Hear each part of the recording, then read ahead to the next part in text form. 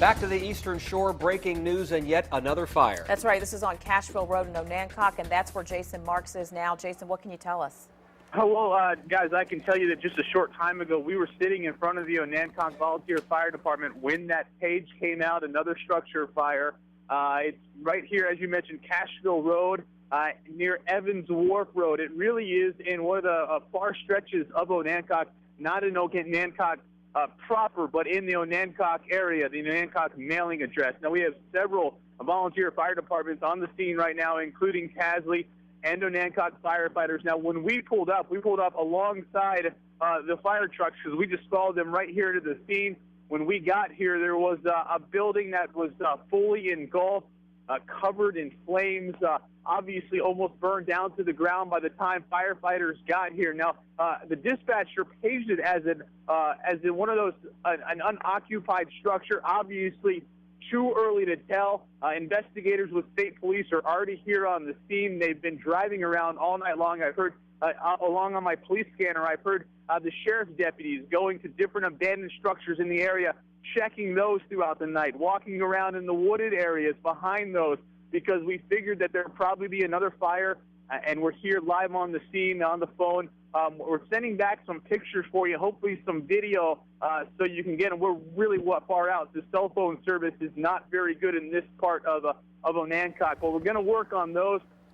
Right now, we have another structure fire, another fire. It's burning pretty good right now. Firefighters from Tasley and Onancock are putting water on it. Of course, we'll bring you an update as it comes available. Too early, though, guys, to tell if this is another arson, but if you look at what's been happening in here over the last several months, that would lead you to believe that it's going that way. One thing's for certain, those volunteer firefighters are exhausted. They have been very busy lately. So tired. Yeah, I mean, our Andy Fox talked to them earlier, and they're really, they're not getting a lot of sleep. I can tell you that.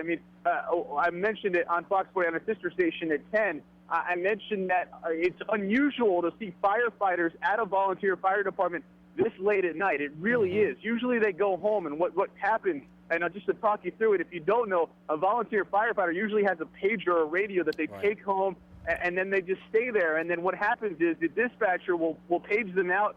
They will leave their homes, they'll head to the fire station, and that's when they'll get on the truck and they'll leave the station together. Tonight, in the Onancock Volunteer Fire Department, those firefighters were already there waiting for something to happen, and obviously, once again, guys, it has. All right, Jason, just one more thing. When they go to those abandoned structures door to door, as you were saying, what are they looking for specifically? Did they tell you, or is there... You know, this was stuff that I heard off the police scanner. I've been listening to the scanner all night long. So when this fire came out, I heard it right away. So we knew it was another fire. But what I heard was deputies from Accomack County, and what the deputy said to the dispatcher said he's getting out of his car for a second, and he's going to go check the surrounding areas.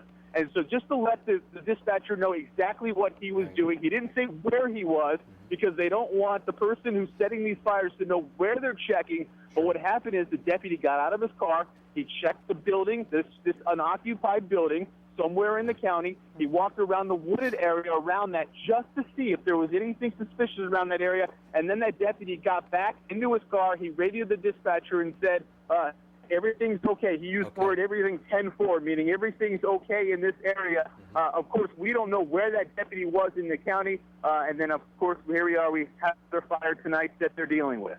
All right, Jason Marks live on another fire scene in Onancock and the Eastern Shore. He's going to go back to covering that for us, and you can get the latest here and on wavy.com. Well, another